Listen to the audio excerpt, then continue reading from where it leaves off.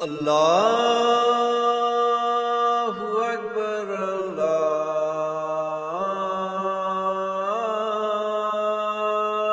Akbar, Allahu Akbar, Allahu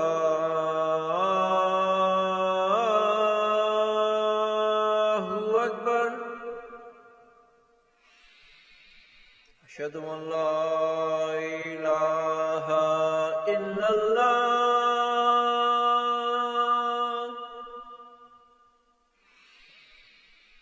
Ashhadu an la ilaha illallah.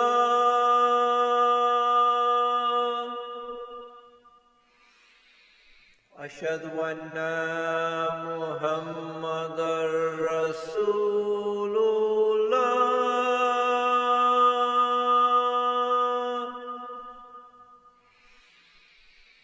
Ashhadu anna Muhammadar Rasulullah.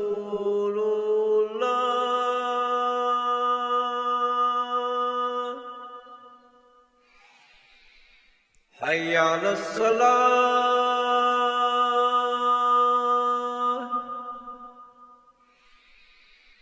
Hayya 'alas salah.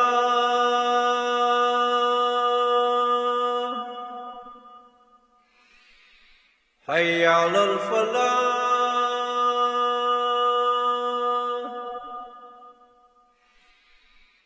Hayya 'alal falah.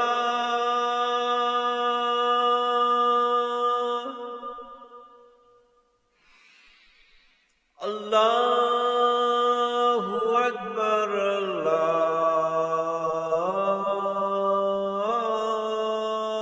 Allahu Akbar.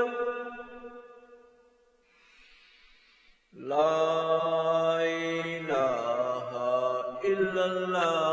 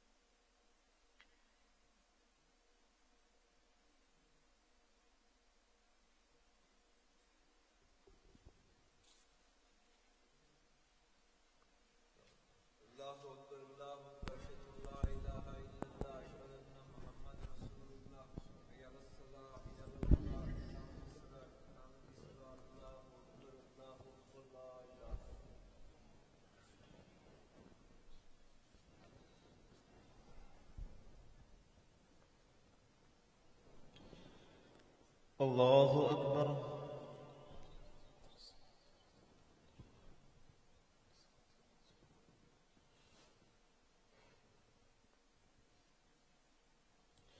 بسم الله الرحمن الرحيم.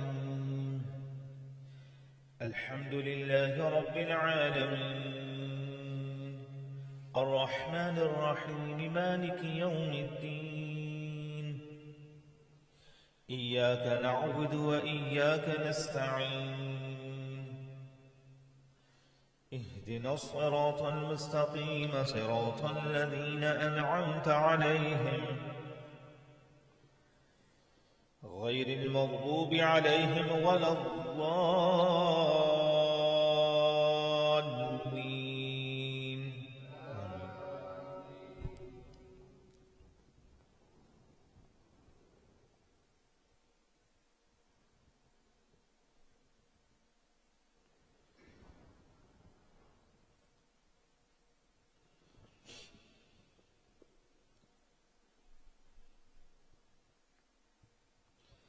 بسم الله الرحمن الرحيم. ألم تر كيف فعل ربك بأصحاب الفيل ألم يجعل كيدهم في تضليل وأرسل عليهم طيرا أبابيل ترميهم بحجارة من سجيل فجعلهم كعصف مأكول. الله أكبر.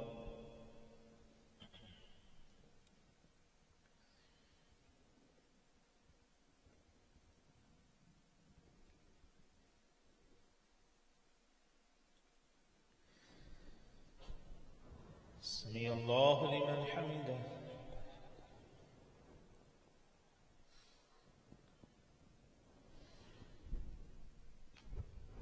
الله أكبر.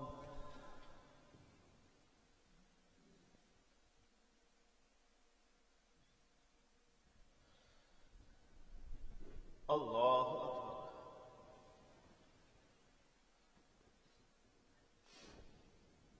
الله أكبر.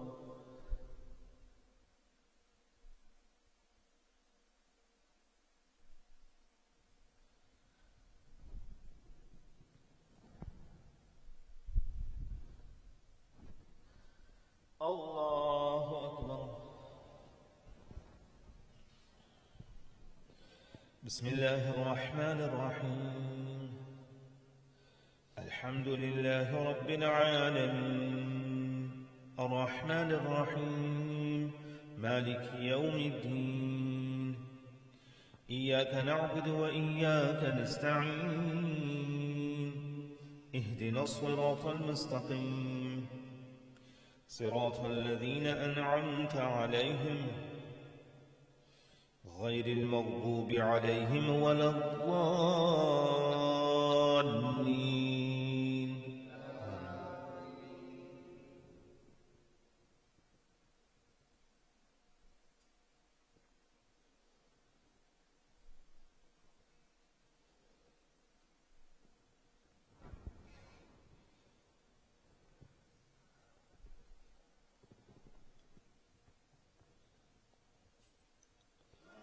بسم الله الرحمن الرحيم. لإيلاف قريش إيلافهم رحلة الشتاء والصيف فليعبدوا رب هذا البيت الذي أطعمهم من جوع وآمنهم من خوف. الله أكبر.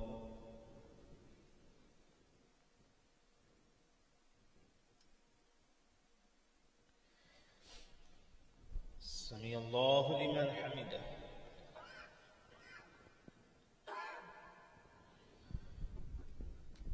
الله أكبر.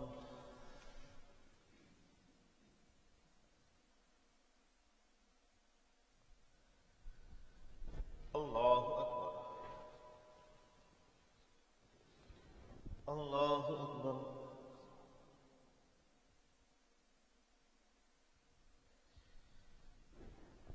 الله أكبر.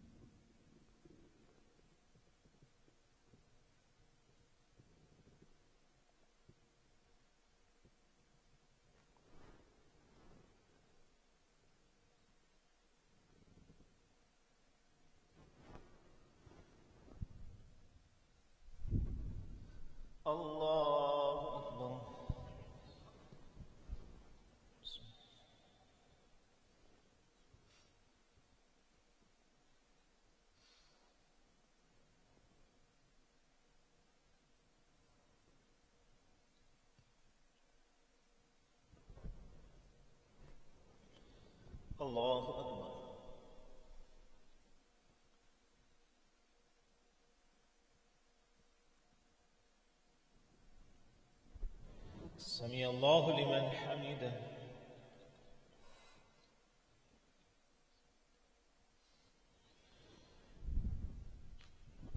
الله أكبر.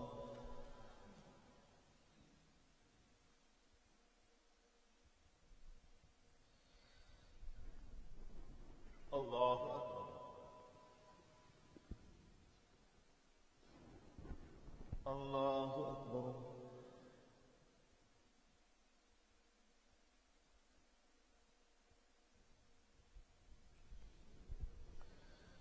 الله أكبر.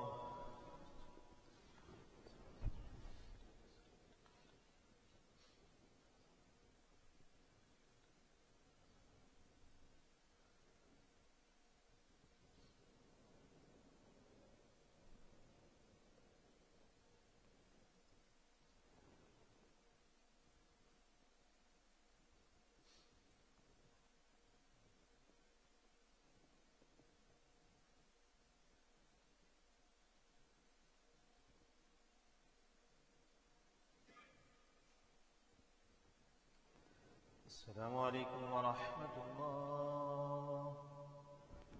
السلام عليكم ورحمة الله.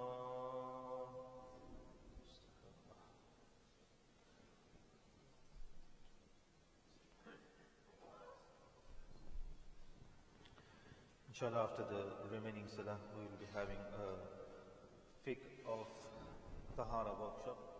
Brothers are requested to participate and benefit from this. اللهم صل على سيدنا محمد وعلى سيدنا محمد وبارك وسلم. اللهم أنت السلام ومنك السلام، تبارك ربنا وتعالى يا ذا الجلال والإكرام. ربنا آتنا في الدنيا حسنة وفي الآخرة حسنة وقنا عذاب النار. ربنا ظلمنا أنفسنا وإن تغفر لنا وترحمنا لنكونن من الخاسرين برحمتك.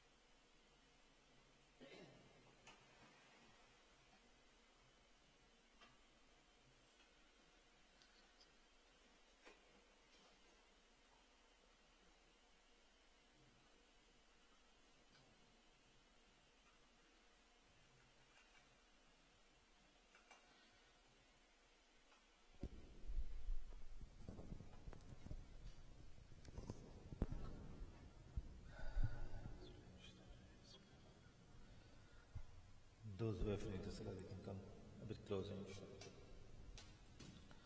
أعوذ بالله من الشيطان الرجيم بسم الله الرحمن الرحيم يا أيها الذين آمنوا إذا قمتم إلى الصلاة فاغسلوا وجوهكم إلى آخر الآية. In this verse, Allah subhanahu wa ta'ala has discussed about the topic of Tahara, and the main purpose why we need to gain Tahara is so that we can perform our salah, the act of worship, in the correct and right manner. As Allah subhanahu wa ta'ala says, إِذَا قُمْتُمْ إِلَى الصَّلَاةِ, that when you intend to do salah, then you should be in the state of Tahara, in the state of purity. And Allah subhanahu wa ta'ala mentions how you can and you should gain Tahara. We have discussed in detail about the first part of the verse, which is Taharat al-Asghar, which is known as wudu, that if a person is in need of wudu, what are the requirements for wudu? Similarly, what are the fara'iz of wudu, and what are the sunan and mufsidat of wudu? We have also discussed that if someone has a bandage, jabira which is called, because of a wound on his limb, then what should such a person do? Similarly, we have also discussed about if someone is wearing socks, khuf, so what are the rulings for the khuf? And we have covered all these topics, and inshallah today we will be moving on to the next part, which Allah subhanahu wa ta'ala mentions in the same verse, وَإِن كُنْتُمْ جُنُبًا فَطَّهَّرُوا, that if someone is in need of, is in a greater impurity, where such a person needs to gain tahara by taking a ghusl, then what are the rulings for that? So inshallah we will be discussing that today. So when does ghusl becomes compulsory? What are the requirements? What are the things which make a person to take the farz ghusl? There's a sunnah ghusl also that which we take on each Fridays. Similarly, when we go on the day of Arafah, and there are other occasions when we take sunnah ghusl. But over here we are talking about the fara'iz, the farz, where a person is in need to do a ghusl, and without the ghusl his act of worship, his salah, cannot be correct. So there are four types or four times when a person is needed to take a ghusl. The first is for the woman, it's when the flow of blood stops after the monthly menses, as well as after giving birth to a child. So these are two which are mentioned in one, because they both are for women, which is known as the hayd and nifas. So when the blood stops, after the blood has stopped, the woman, they need to take a ghusl before performing the act of worship. Similarly, the second one is janaba, which Allah subhanahu wa ta'ala has mentioned in the verse, وَإِن كُنْتُمْ جُنُبًا, because janabat is for both male and female. So it's after sexual intercourse, ghusl becomes compulsory for both male and female. Now, one thing to remember over here, that also with the mere insertion of the tip of the male private part in sex, even though no semen is ejaculated, ghusl becomes farz. So for any reason, if they stop, then also if they have not completed their sex, then also the ghusl will become farz. It's not that they have completed only then the ghusl will become farz. Janabat, when they meet together, after that the insertion is done, ghusl becomes farz. The third is ihtilam or insal. Now these are two things, ihtilam and insal. Ihtilam is wet dream, which we say. So when a person, male or female, they see a wet dream, ghusl become farz after the wet dream. Similarly, insal. Insal means if a person is awake, he is sitting, and sometimes some thoughts come, or nowadays pornography is so common. So if someone is watching something filthy and because of that his semen comes out, then also ghusl becomes farz upon the person. So, and the last one is death. It's for male and female both. When a person passes away, so now on the people who are alive in the vicinity, the Muslims which are around there, it is compulsory on them to give ghusl to the mayyit.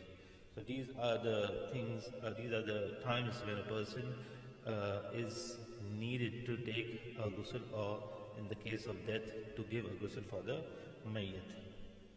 Now what are the fara'is of ghusl? When a person has to take a ghusl, there are some acts which are compulsory. So what are they? According to the Shafi'i fiqh, there are two fara'is in ghusl. One is intention, niyyah, that when a person is doing ghusl, he should do nawaitu farz al-wuzu, that I am doing farz wuzu. If he makes it, I am doing farz wuzu for janaba. So if he is specifying it, he should specify it properly. Otherwise, if he says nawaitu farz al-ghusl, so farz ghusl is for everything, whether it's janaba, whether it's ihtilam, whether it's inzal, for anything it will cover it. Similarly for women, if they say nawaitu farz al-ghusl, so it will, if this the farz niyyah is done, then everything is included in it. But if you specify that I'm doing the ghusl of nifas or haiz or janaba, then it should be the correct intention, what you are doing, whatever you are doing. The second thing is to pour water over the entire body, that not even a single hair remains dry. The full body should be washed from head to toe. According to the Hanafi fiqh, there are three fara'is. First is to rinse the mouth. They should rinse the mouth thoroughly, that's the farz of ghusl. The second one is to take water into the nose or to the soft bone. And the third one is to wash the entire body, that not a single hair remains dry. So these are the three fara'is according to the Hanafi fiqh. Now there are some sunnahs in ghusl. The sunnahs are that to remove the impurity, the najasa which is on the body. So the best way is, when we take a shower, we use soap or shower gel or whatever we are using.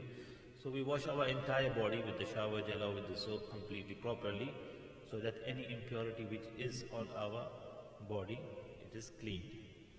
Then after we have cleaned the impurities, so we have washed ourselves with soap or shower gel or whatever we use. After that, we do the complete wuzu. Now, in wuzu, as we have mentioned, the complete wuzu, whether we are doing the fara'is, the sunan, everything we take care, and we do the complete wuzu after cleaning yourself. And then, whilst you are taking ghusl, you should make sure that you rub your limbs properly, so that the water reaches the roots of the hair in the body and to the skin. Care should be taken especially on the joints, the belly button, the ears, roots of the hair.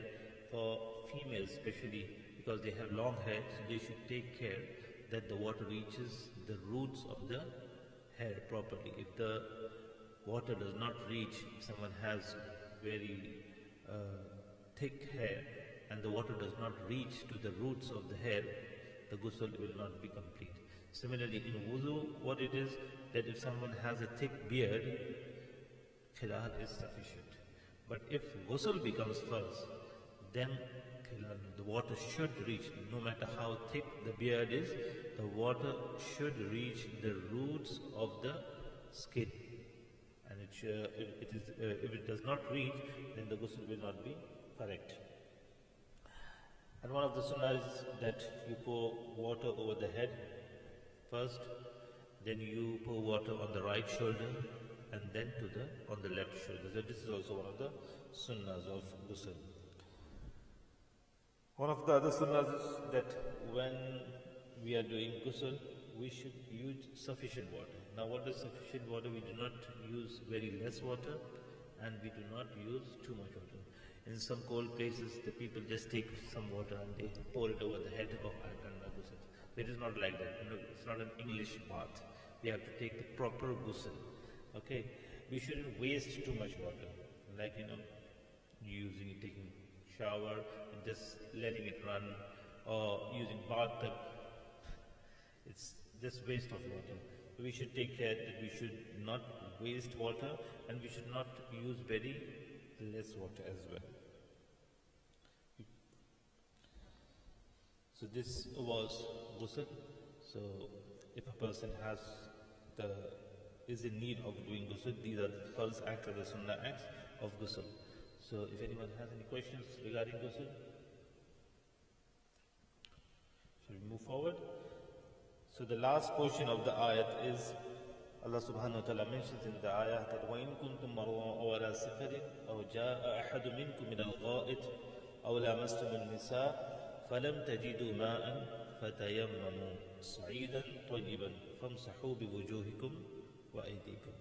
So now the third portion of this ayah, in which Allah subhanahu wa ta'ala is mentioning, and this is a blessing of Allah subhanahu wa ta'ala, because the ummahs prior to us, they did not have this facility. If anyone had to do ghusl, was in need of ghusl in the previous ummahs, no matter what, they had to do ghusl, they had to use water to purify themselves. But Allah subhanahu wa ta'ala had mercy on us, this ummah, the ummah of the Prophet sallallahu alayhi wa sallam, that Allah subhanahu wa ta'ala has made the earth, the soil, means of purification for us. So Allah subhanahu wa ta'ala is mentioning in this verse that if someone is ill or someone breaks the wuzu and they are in such a place or in such a state where water is not available, then in that condition they can do tayammum. Okay, they can do tayammum. And what is tayammum? Allah subhanahu wa ta'ala mentions what is tayammum? That you strike your hands on the earth and then you rub over your face and over your hands. So these are only two farais mentioned in the verse. And according to the Hanafi fiqh, these are only the two ones which are farais. According to the Shafi fiqh, there are two more, the intention and the tartib. The tayammum is allowed in three conditions. When a person can do tayammum, when a person is allowed to do tayammum, when water is not available in the near vicinity. So we have to search. Inshallah, we'll discuss after this that how far you have to search. So, but you have to search. When the time for salah comes, you have to search for water. If water is not available, then you have to search for water. When water is available, but it is required for drinking by humans and animals or for emergencies. Nowadays, we cannot think about this because, alhamdulillah, we have water everywhere in this facility. But now also in some countries there are, if you are traveling and you are on a journey, so people used to travel on camels and horses. So when they used to travel, they used to carry their water with them. And they used to have the understanding that from this place to that place, we won't get any place where we can fill our water bags. So if they are between that period and they have water which is only needed, which is only sufficient for drinking for the humans which are present, or for the drinking of the animals which are with them. So this is life, human life and animal life. So if water is only sufficient for humans and animals, then instead of doing wudu and ghusl, tayammum is allowed. So this is an emergency case. But in that case also, as I said, we have to search for the water. When they use the third condition is that when the use of water over the body parts will result in illness or cause an already serious illness to deteriorate. So if someone is ill and the doctor has advised that if you use water or do you take ghusl, or if you use water on your limbs, on your body parts, it will harm you. So it is mentioned in a hadith that because when the ayah of tayammum came, the Sahaba did not know that the tayammum was for both wudu and ghusl. They thought it's only for wudu. So some of the Sahaba, they were traveling And what happened, whilst traveling, one of the Sahabi, he got injured and he had injury in his head. And in the same night, when he had that injury on the day which he had the injury in the night, he had a wet dream. Now, when he woke up and he said, now what can I do? Because the injury was so severe that if he used water over it, because it was cold at that time, if he used water over it, then his life was in danger. So now he woke up, he woke his companions and he asked them, so this is the situation, what shall I do? So some of the Sahaba, they said, no, you can do tayammum, just do tayammum, that's sufficient. But some said, no, tayammum is only for wudu, you cannot do tayammum for ghusl. Ghusl means you have to take a shower, you have to wash yourself. So now there was difference of opinions. Most of them said that you have to take a ghusl. Very few of them said, no, tayammum is sufficient. Then the Sahabi said, because most of them are saying that it is ghusl, I need to take a shower. So he took a shower, and because of that, he passed away. So now, when he passed away, again, they were calling, you are the reason. If he would have done the tayammum, it was sufficient. So no, how can he do tayammum? Tayammum is not sufficient for ghusl. So they had a fight. When they came to Medina, they came to the Prophet ﷺ, they mentioned that this incident took place, and there were more Sahabi which were saying that he needed to take ghusl, and he had a ghusl and he passed away. So the Prophet ﷺ mentioned that he was very angry, and he said, you killed him. You have killed him. If he would have done tayammum, it was sufficient for him.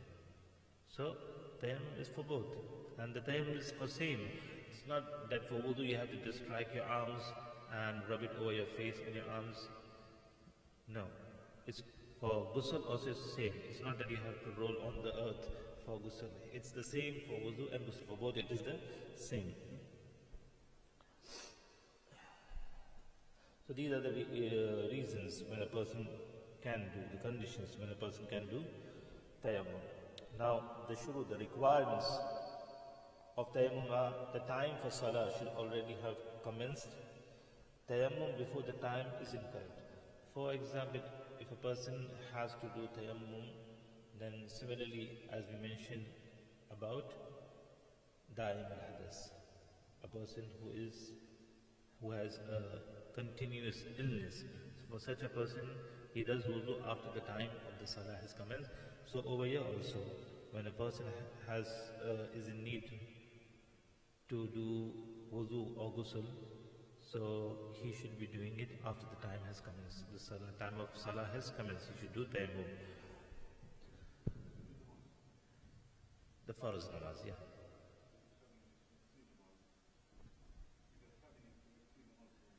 Yeah.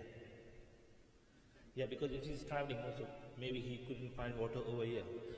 The illness is different. So if he's traveling and if he has gone from one place to another place, okay, so it might be possible that when he has moved, so nearby in that place there is water, so he can find water over there. Yeah, so if he has to search, because one of the conditions is that you have to search for water. So when you stop for salah, you have to search for water, and then if you cannot find water, then you do tayammum.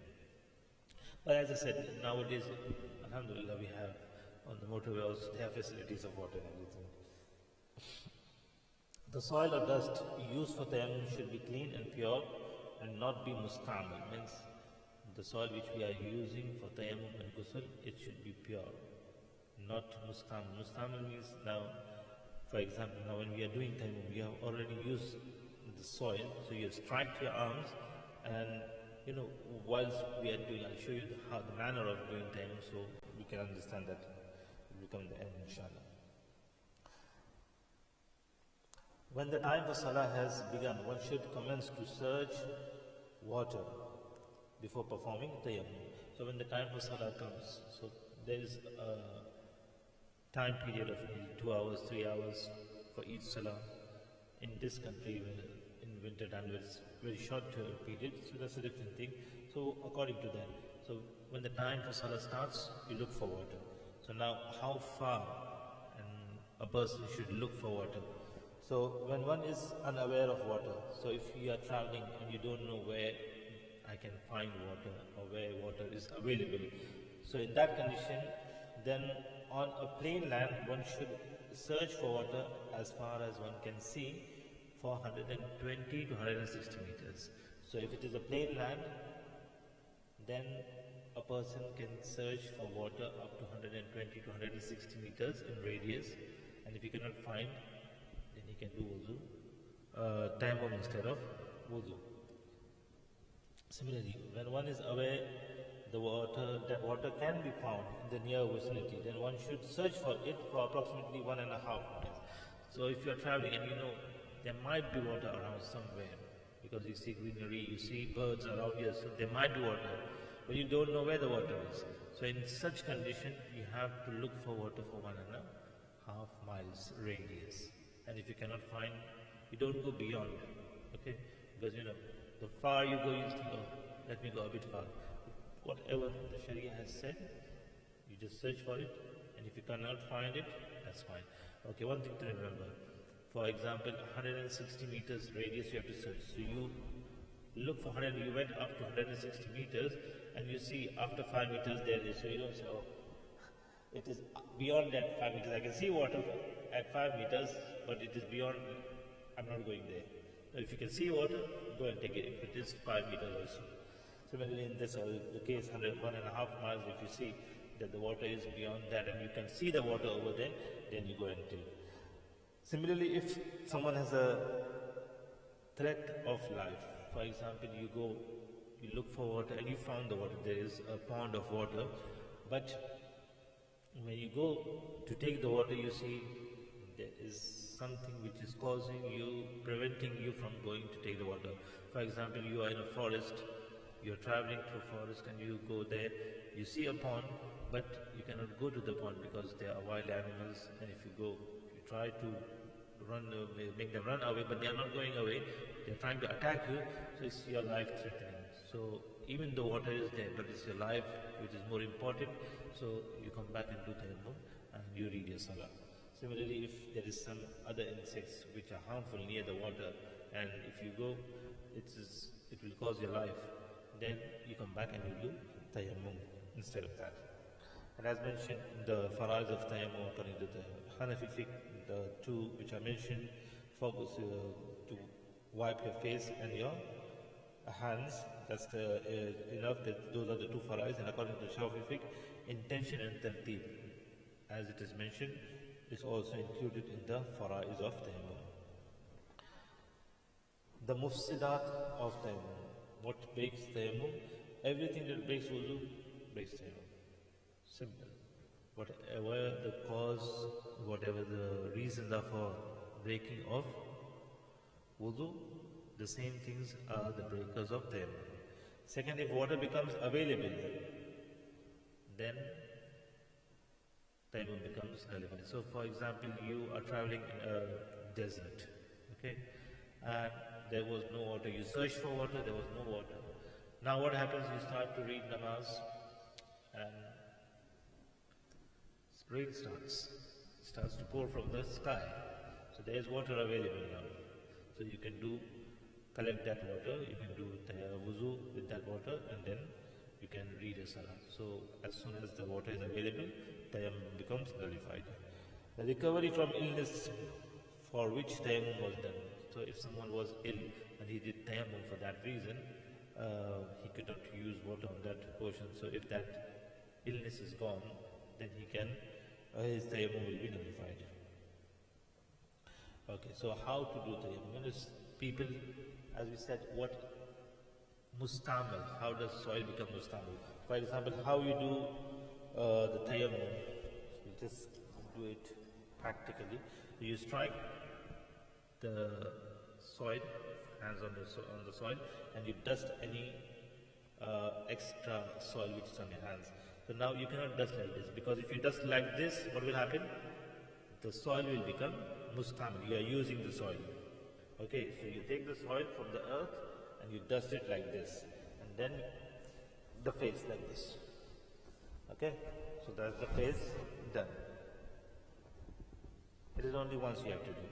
Then again, the second time you strike your arms, then you dust it like this, and now your right hand like this, your 3 fingers, from the tip of the finger you go right up to your elbow like this. So whatever soil is on this portion will be used at the back of the hand. Then you come like this on the front portion of her arm, and you come up to your wrist. Okay? You come up to your wrist and you don't go like this, because if you do go like this, the soil which is on this palm for the other hand will become mustamal. Understand? So you come by the wrist, and then, you know, when you went like this with the 3 fingers, your thumb was left. So you come over here and you do the thumb. Okay? So you go with your 3 fingers up to your wrist, and then you turn around, not up to your elbow, and then you turn around, come to your wrist, and then you go like that. Similarly with the left hand, from the tip of the fingers, you go right to your elbows, and you come forward, up to the wrist, and then the 4-finger on your thumb from the back side. So that is how tayammum is done. So this was the last lesson about the Fiqh of Taharah. If there are any questions, yes.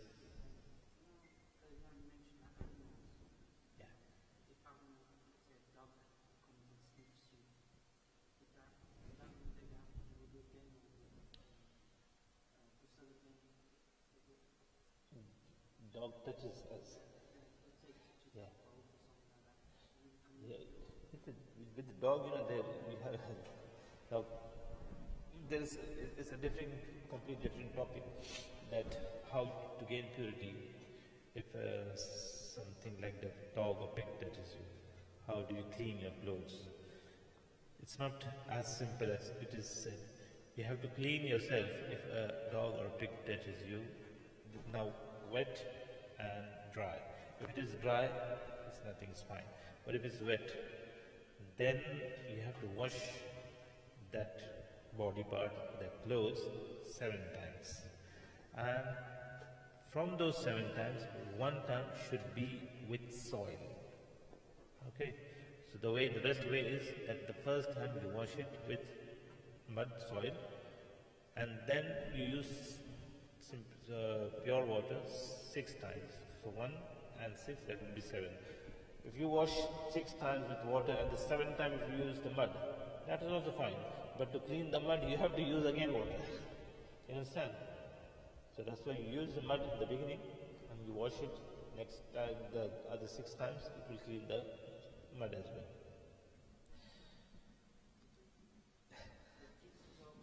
Huh? Yeah, with the cats, okay. Hazrat Abu Hurairah radiyallahu anhu, he used to have cats in his sleeves.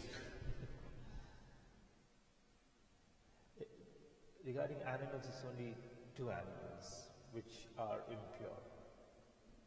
Yeah, if the cats and the other animals, if their impurity is there, the impurity is impurity. Understand how to clean yourself from your impurity, that's a different topic together. The impurity, there are lesser impurity. So there are 3 types of it. One is lesser impurity. Lesser impurity is only of a baby boy who is less than 2 years and who does not drink anything besides mother's milk. His urine, only urine, is lesser impurity. For that, if you just sprinkle water on it and you squeeze it, it is pure. Baby boy, less than 2 years, does not eat anything besides mother's milk. Lesser impurity. Greater impurity, dog and pig. If the wet body, anything, that's greater impurity. And besides that, humans and animals, if they are urine or poop, that's the medium impurity. So there's ways to purify them. Inshallah, we'll go over that next time, inshallah. Any other questions on this?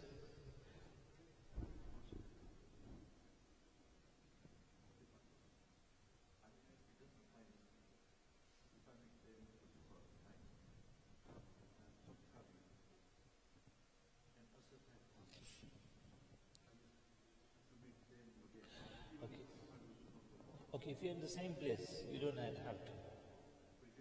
Yeah, if you're traveling, because why did you do tayammum? You did tayammum because there was no water. If you did tayammum because of illness, then that's a different thing. But if you did tayammum, the reason was there is no water, that's why I'm doing tayammum. So if you're traveling, you've gone from one place to another, from one salah to the other salah, you have traveled miles. So it is possibility that within that time, so it is another thing, if, for example, you are traveling on a camel, or you are traveling in a car in the desert. So from one place you did your salah. Okay, for Zohar, example, you read your Zohar salah, you searched for water, you didn't find, you read your Zohar salah, and you started your journey again. Now you are traveling. Asr time has not yet commenced, and you are just traveling. Or if you say Asr time just started, and you are in a place where you got water over there. You have not just stopped over there, you have planned to go further ahead, but you are in a place where there is water. That's the place you do your wudu. Your tayammum is gone. It breaks straight away. You understand what I'm saying?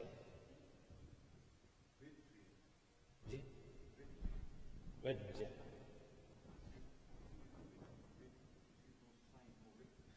Okay. Now, wet dream, what is it? It's not that you see a dream. What is wet dream? Now people don't understand this. Wet dream is it's not that you see something, it's a dream. But when it becomes wet dream, when you wet your pants, that's wet dream. If you see something, that's just a dream. So if you see a dream, your wudu is not broken because of that. But when you wet the pants because of that dream, then, okay? Inshallah, next we will start with the Fiqh of Salah, inshallah. May Allah subhanahu wa ta'ala gives tawfiq to understand. Subhanallahumma wa bihamdika nashhadu an la ilaha illa anta nastaghfiruka wa natubu ilayk. Subhana rabbika rabbil izzati amma yasifun. Salamun ala al-mursalin.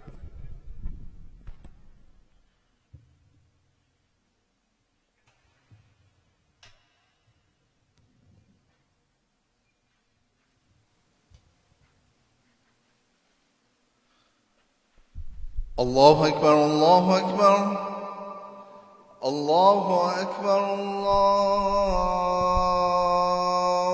أكبر أشهد أن لا إله إلا الله أشهد أن لا إله إلا الله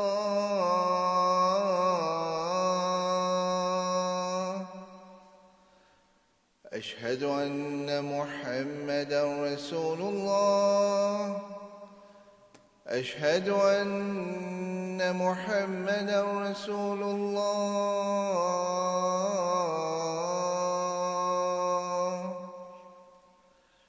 حي على الصلاة حي على الصلاة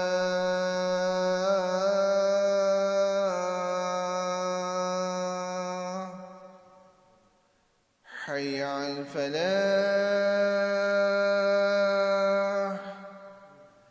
حي على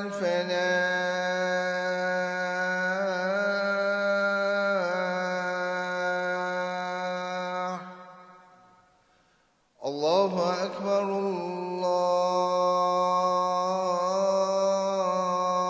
الله أكبر لا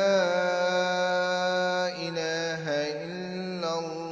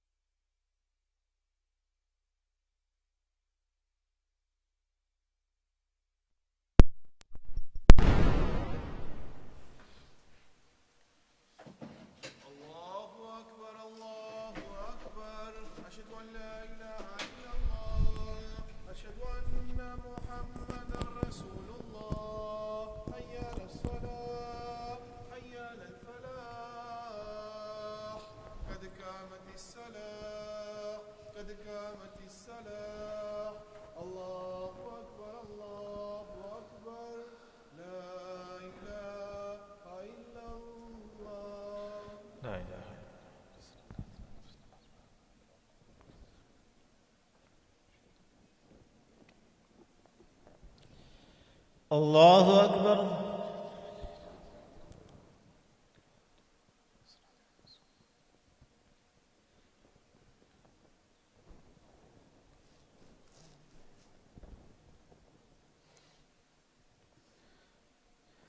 بسم الله الرحمن الرحيم.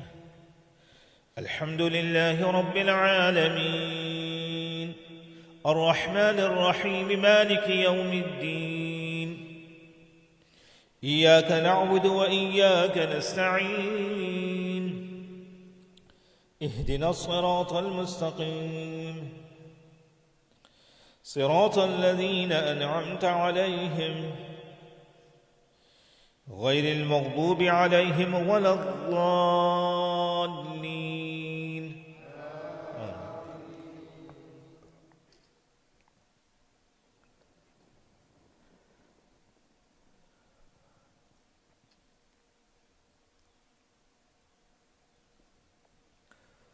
يا أيها الذين آمنوا استعينوا بالصبر والصلاة إن الله مع الصابرين ولا تقولوا لمن يقتل في سبيل الله أموات بل أحياء ولكن لا تشعرون ولنبلونكم بشيء من الخوف والجوع ونقص من الأموال والأنفس والثمرات وبشر الصابرين الذين إذا أصابتهم مصيبة قالوا إنا لله وإنا إليه راجعون أولئك عليهم صلوات من ربهم ورحمة وأولئك هم المهتدون.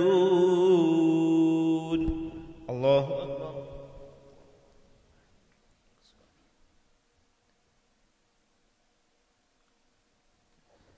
سمع الله لمن حمده.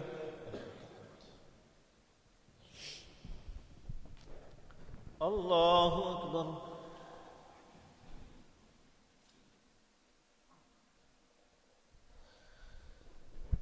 الله أكبر.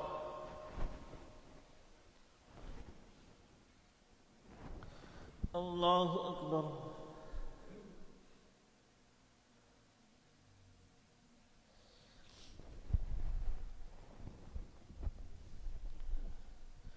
الله أكبر.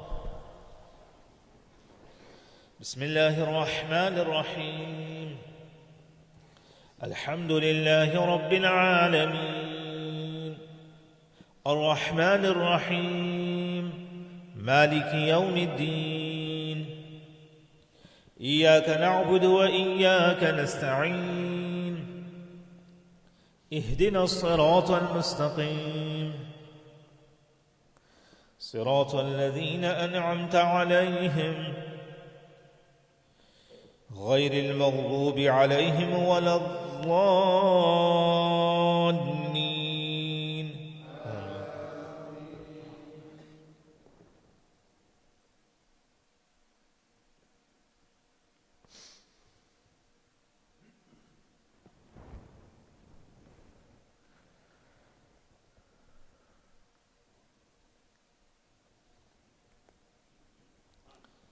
فإذا جاءت الصاخة يوم يفر المرء من أخيه وأمه وأبيه وصاحبته وبنيه لكل امرئ منهم يومئذ شأن يغنيه وجوه يومئذ مسفرة ضاحكة مستبشرة ووجوه يومئذ عليها غبرة ترهقها قترة أولئك هم الكفرة الفجرة. الله أكبر.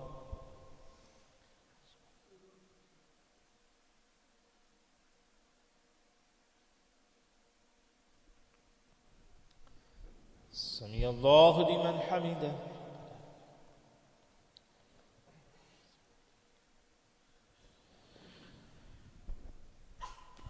الله أكبر.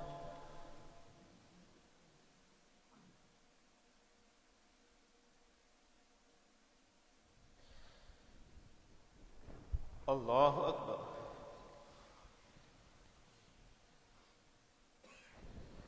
Allahu Akbar.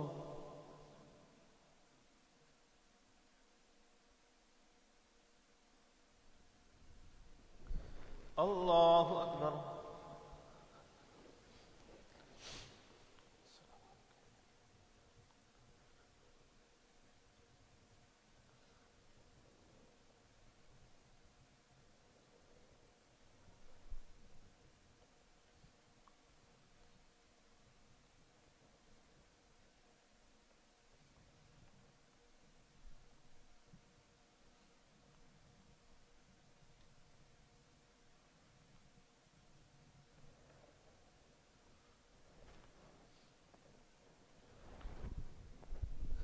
Allahu Akbar.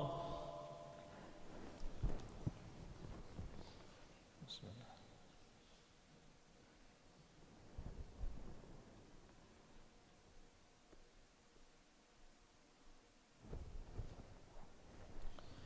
Allahu Akbar.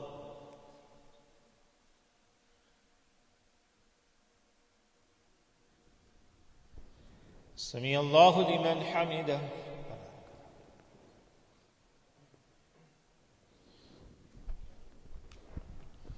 Allahu Akbar.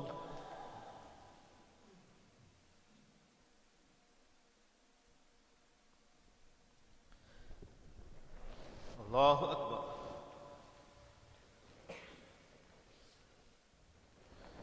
Allahu Akbar.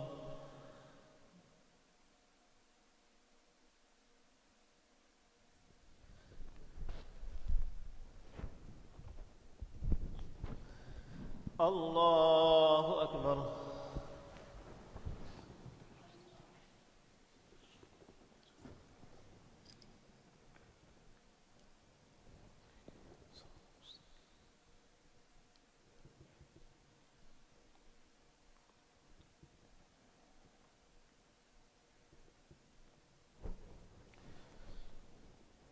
Allahu Akbar.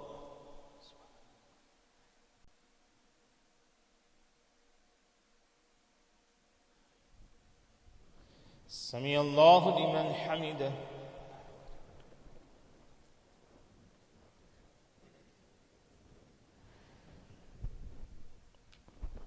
Allahu Akbar.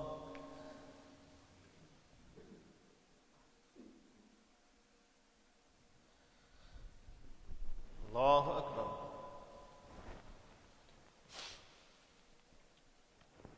Allahu Akbar.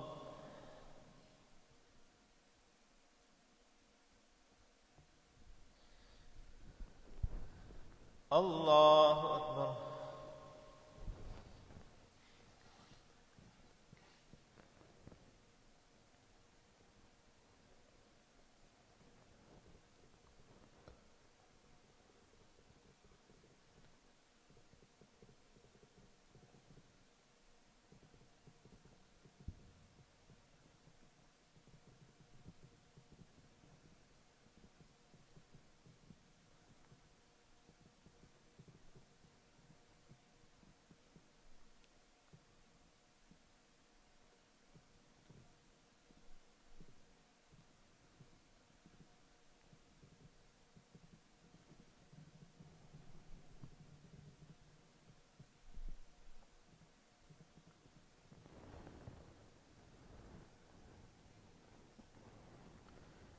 السلام عليكم ورحمة الله.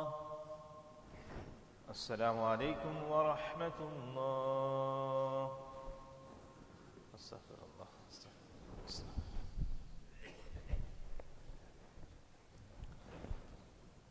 اللهم صل على سيدنا محمد وعلى آل سيدنا محمد وبارك وسلم. اللهم أنت السلام ومنك السلام.